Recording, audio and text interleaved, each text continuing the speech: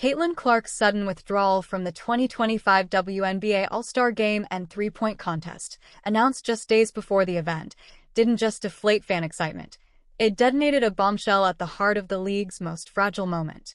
Re-aggravating a groin injury in the final minute of Tuesday's win over the Connecticut Sun, Clark, WNBA's golden ticket to global relevance, will be sidelined during the very weekend Indiana has spent months branding around her. For a league already grappling with precarious CBA negotiations, looming lockout fears, and an overextended commissioner's office, this couldn't have come at a worse time. The WNBA didn't just lose a player this week. It lost a face, a brand, a billion-dollar asset. NBA Commissioner Adam Silver, who has largely supported WNBA expansion, has publicly voiced concern, not just as a partner but as a watchdog. And when the NBA starts sniffing around your operations, it's not just friendly advice. Silver is sending a clear signal: protect Caitlinclark or prepare to watch your house of cards fall. Her injuries aren't flukes. They're symptoms of systemic failures, highlighted by reckless officiating, blatant disregard for star safety, and leadership that seems either unwilling or incapable of addressing the crisis. Since entering the league, Clark has been repeatedly targeted on the court, grabbed, shoved, body-checked, often without a whistle. In a league with just 179 active players, 141 injuries have already been logged this season. Those aren't just bad numbers, they're organizational red flags. And while fans, coaches, and even legends like Rebecca Lobo and Kelsey Plum have publicly called out the officiating, Commissioner Kathy Engelbert has responded with denial, deflection, and thin-skinned excuses.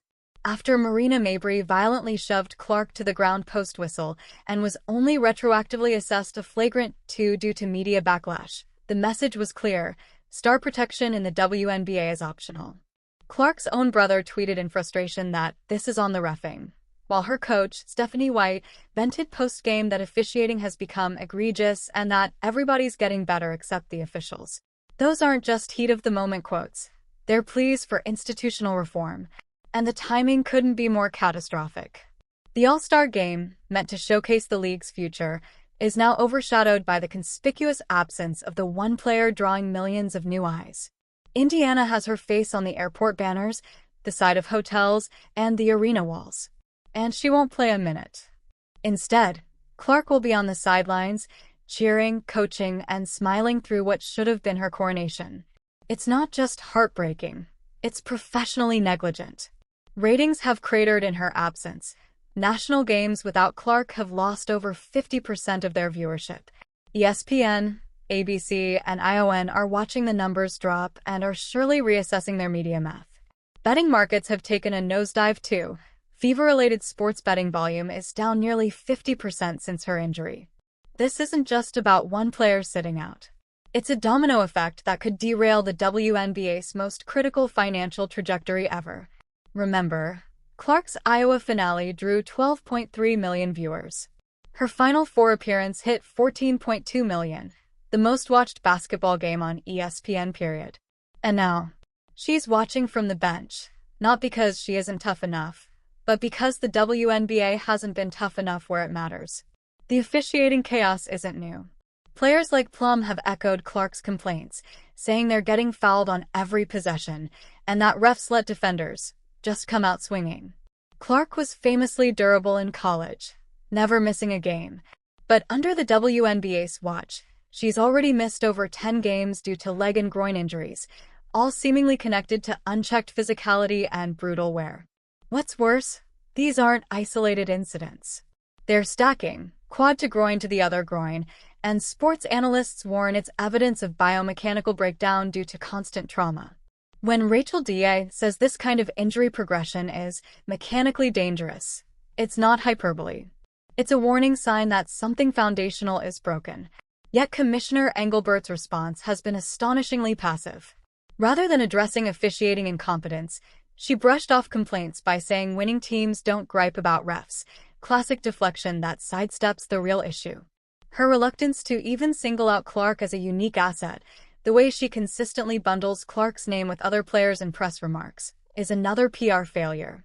Sportswriter Christine Brennan, typically diplomatic, has even said Engelbert appears unable to state the obvious about Clark's value. The disconnect is so glaring that fans are organizing online petitions demanding better officiating and more accountability. But perhaps the most damning indictment is that Engelbert seems unaware that Clark isn't just any player. She's the player. Every major WNBA viewership milestone in the last 2 decades has come this year, and all but a few involved Clark. You have to scroll to game 15 on the viewership list before finding one that didn't include her. Her return game after her last injury drew 2.2 million viewers, peaking at nearly 3 million, representing a 76% jump over last year's league average. This isn't stardom. It's gravitational force. And the WNBA is squandering it. Worse, it's threatening its own long-term viability.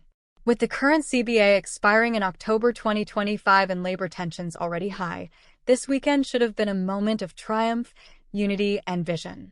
Instead, it's a symbol of organizational failure. What happens when players demand better treatment? When fans and media rally behind stars instead of the league? When sponsors start asking why the WNBA can't protect its billion-dollar investment? You get exactly what's happening now. A slow erosion of trust, visibility, and momentum. Silver knows it. The networks know it. The fans screaming into social media voids know it. If Engelbert doesn't take action soon, like investing in full-time refs, enhancing player safety protocols, and publicly acknowledging Clark's value, then Silver and the NBA may decide the WNBA's biggest problem isn't its officiating or injuries. It's its leadership.